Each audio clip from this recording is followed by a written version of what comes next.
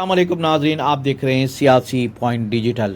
ناظرین، سینئر صحافی و کالم نگار انفاس کھوکر کا کالم آپ کے لیے پیش خدمت ہے۔ ناظرین، اگر آپ کو ہماری ویڈیو اچھی لگے تو چینل کو سبسکرائب کر لیجئے گا، شیئر کیجئے گا اور لائک کیجئے گا۔ ناظرین، پاکستان تحریک انصاف، جس کے بارے میں کہا جاتا تھا کہ صاف چلی شفاف چلی، تحریک انصاف چلی اور آئے گا عمران، بڑھے گی اس ملک کی شان، بنے گا نیا پاکستان جیسے نعرے دعوے وعدے کیے گئے، اور پاکستان کے سادہ لو عوام ان خوشنما نعروں کے پیچھے دیوانہ وار لبیک کہتے ہوئے اس تحریک کا حصہ بنتے چلے گئے، اور دیکھتے ہی دیکھتے یہ جماعت مقبولیت کے ریکارڈ قائم کرنے لگی۔ جوگ در جوگ بڑے بڑے ناموں کی شمولیت نے پاکستان تحریک انصاف کو طاقت اور قوت فراہم کی۔ عمران خان جو پاکستان تحریک انصاف کے بانی چیئرمین بنے اور آہستہ آہستہ پارٹی کو منظم کرتے چلے گئے، مگر افسوس کے ساتھ کہنا پڑتا ہے کہ عمران خان سیاست کے رموز سے واقفیت نہ ہونے کے باعث مقبول ہوتی ہوئی جماعت کو نیچے لے کر چلے گئے۔ 2014 کا دھرنا کوئی نہیں بھولا۔ پاکستان کی گرتی اور تباہ ہوتی ہوئی معیشت کو کھڑا کرنے کے بجائے عمران خان نے اس وقت بھی منفی سیاست کو عروج پر پہنچایا، اور جس کا خمیازہ قوم کو اس طرح بھگتنا پڑا کہ چین کے صدر کا متوقع دورہ پاکستان 2014 منسوخ کر دیا گیا، اور وجہ امن و امان کی صورتحال کو بتایا گیا۔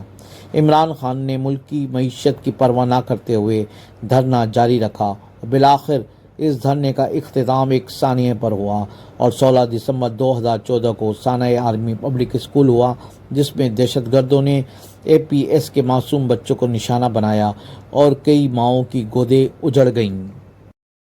آج بھی اس ثانیے کی یادیں تازہ ہیں اور دل خون کے آنسو روتا ہے۔ 16 دسمبر 2014 کی رات گئے عمران خان نے اپنی ذاتی انا کی خاطر دیے گئے 126 دن کے دھرنے کو اس خونی واقعے پر ختم کرنے کا اعلان کر دیا، مگر اس کے باوجود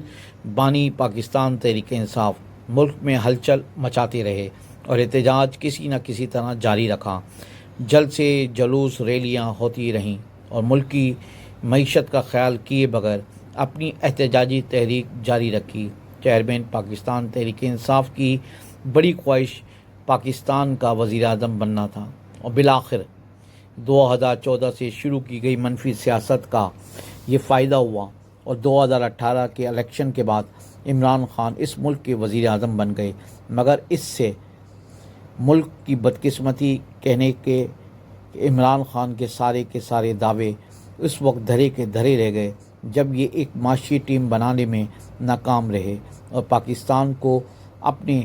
دور اقتدار میں کسی بھی قسم کا ریلیف دینے میں ناکام رہے، اور بالآخر عمران خان کی حکومت کا خاتمہ ہو گیا،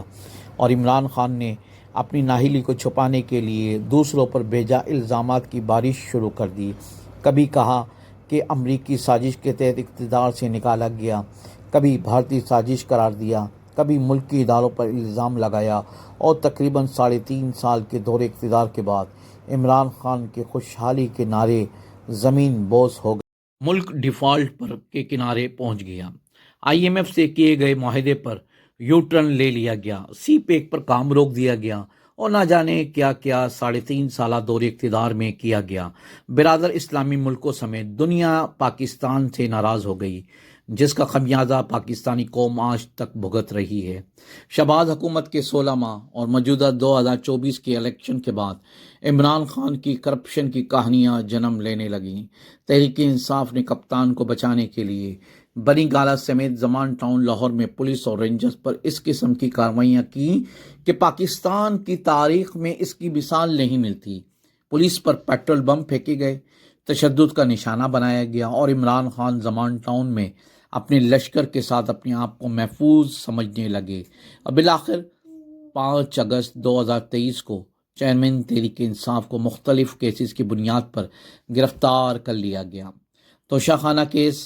cipher case, 190 million pound case, اور مشہور زمانہ القادر ٹرسٹ کی زمین کا کیس، جس میں ان کی اہلیہ بشرا بی بی بھی برابر کی شریک کار ہیں، وہ بھی گرفتار ہونے کے بعد ضمانت پر رہا ہوئیں اور سیاست کا آغاز کیا، مگر پاکستان کی تاریخ 9 مئی 2023 کی تاریخ دن کو کبھی فراموش نہیں کرے گی، جب اس ملک کے اہم اداروں کی املاک کو نشانہ بنایا گیا، امن و امان کو برباد کیا گیا، جلاؤ گراؤ توڑ پھوڑ کر کے دنیا بھر میں پاکستان کی رسوائی کی گئی۔ مسلح جتھوں نے وحشت کا وہ ننگا ناچ کھیلا جسے تاریخ کبھی نہیں بھولے گی۔ 9 مئی ہو، 25 مئی ہو یا پھر 24 نومبر کا سیاہ اور تاریخ دن،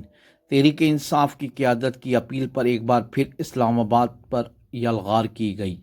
اہلکاروں کو شہید اور زخمی کیا گیا، ملک کی جگ ہسائی ہوئی اور وفاقی دارالحکومت کو خوف کے سایوں میں دھکیل دیا گیا۔ قانون نافذ کرنے والے اداروں کی مؤثر اور بروقت کارروائی نے حالات کو خراب ہونے سے بچانے کی حتی الامکان کوشش کی اور برداشت، تدبر اور صبر و تحمل کا مظاہرہ کر کے حالات کو قابو کیے رکھا۔ مظاہرین جس میں بانی تحریک انصاف کی اہلیہ بشرا بی بی اور خاص طور پر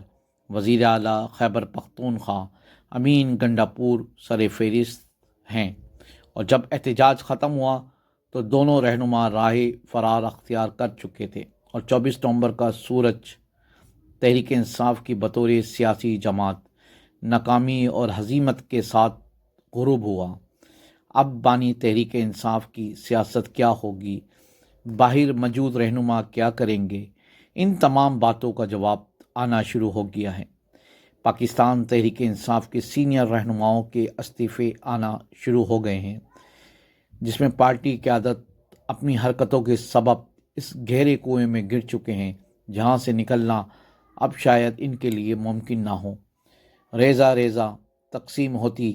تحریک انصاف کو اب مصنوعی آکسیجن کے ذریعے زندہ رکھنے کی کوشش کی جائے گی، مگر اب اس جماعت کے دامن پر 9 مئی کے بعد 24 نومبر کا دن سیاہ دھبے کے طور پر نظر آتا رہے گا۔ عدالتیں آزاد ہیں، اب ان کے احتجاجوں کے بعد ملک کی اچھائی ہوئی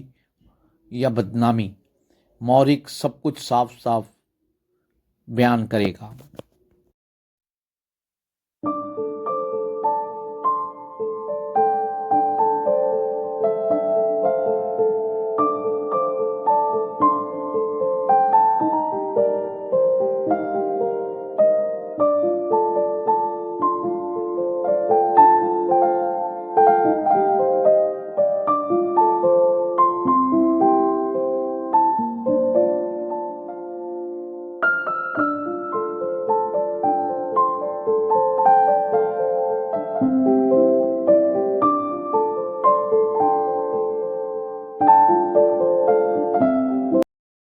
سیاسی پوائنٹ کو سبسکرائب کیجئے اور لائک کیجئے اور گھنٹی بجانا نہ بھولیے تاکہ آپ کو ہماری نئی ویڈیوز کا نوٹیفیکیشن ملتا رہے۔